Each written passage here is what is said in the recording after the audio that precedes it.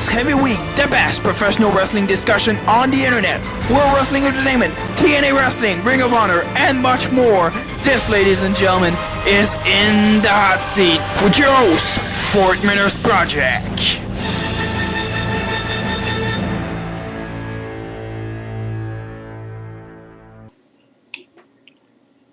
Alright, what's going on, guys, and welcome to this week's episode of In the Hot Seat. And of course, I got a great show lined up for you guys, and as well as a brand new guest joining me at this time. And would you like to introduce yourself? I'm a Canadian Morgan, 1995. What's up, everyone?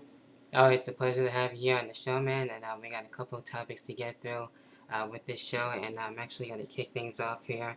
And what are your thoughts on, pretty much, with Vince McMahon bring it back kind of in a way the heel character, and especially what we've been seeing on the whole build up to Money in the Bank and this whole situation with CM Punk? And what are your thoughts on that as well with CM Punk, on his actions and stuff like that? What do you like about it and stuff like that, and as well as the heel character?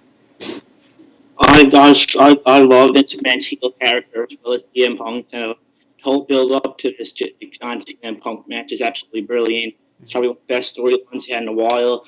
But hopefully Punk do resign because he's a great talent, and I really want to see him go. Yeah, hopefully he doesn't, end up leaving, with CM Punk. And I have a feeling that he might be able to win the WWE Championship and end up staying overall. And, if Vince McMahon's heel character, kind of in a way coming back, I think it's good.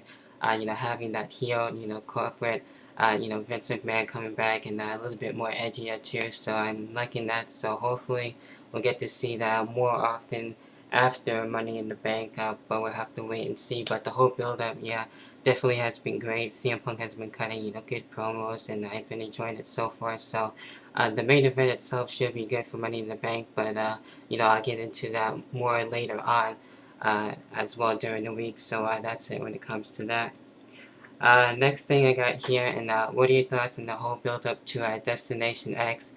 Now that pay-per-view is pretty much, over, what are your thoughts on the whole build leading up to it?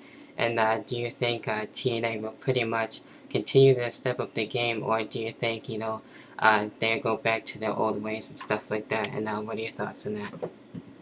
I really like Destination X. I never really watched the whole pay-per-view. I saw some of it. I saw like the Kendrick and Abyss match and the AJ and Daniels match, but the whole pay-per-view, like I heard from everyone said it was great and it was brilliant.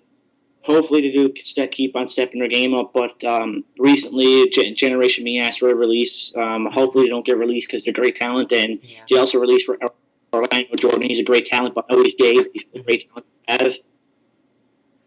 Yeah, with the build-up, I enjoyed it while it lasted with Destination X, and the pay-per-view, I thought it was good. Didn't really have too many problems with it. Maybe about, like I said, 3 to 2 matches I didn't really care for, but the rest of the night was great. And like you mentioned with Generation Me and Orlando Jordan, possibly even, being released. And I know, I believe Generation Me asked for the release, so that kind of sucks there. I don't really see him going into, WWE. Probably more of the independent scenes, and hopefully we'll get to see, Generation Me once again. So that kind of sucks that we, we're able to, not really see them in TNA, but I'm sure, like I mentioned, we'll probably get to see them in the independents and stuff like that. So that's it when it comes to that one as well. And the next thing I got here, and what are your top favorite high flyers, whether it be WWE, TNA, or any other company, and what are your thoughts on that?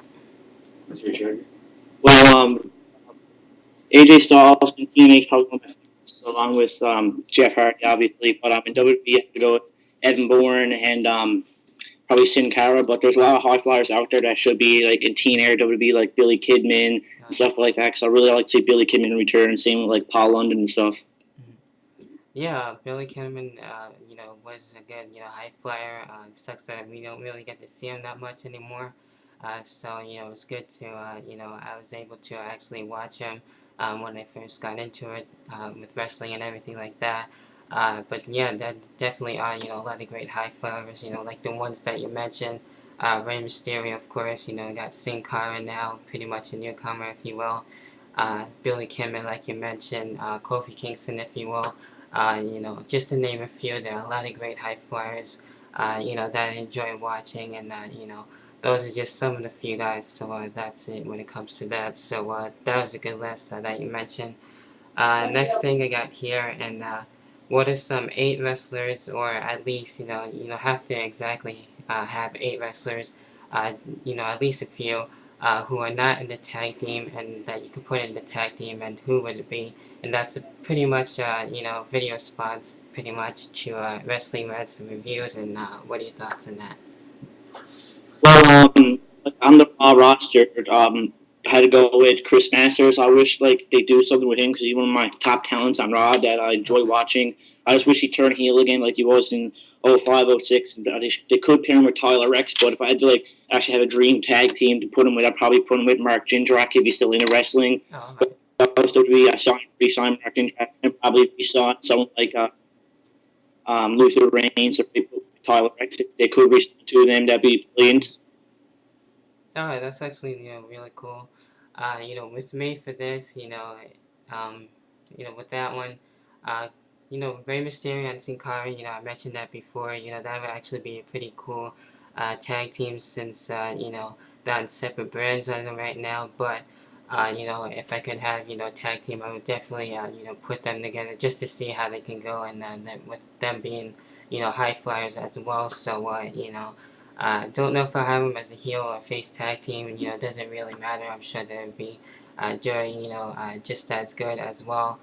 Um, you know, as well as Evan Bourne. I haven't really decided who I wanted him to be as a tag team with. I guess maybe like Yoshitatsu or something like that. Someone along the lines that are actually be working well with together, or maybe like Tyson Kidd and something like that.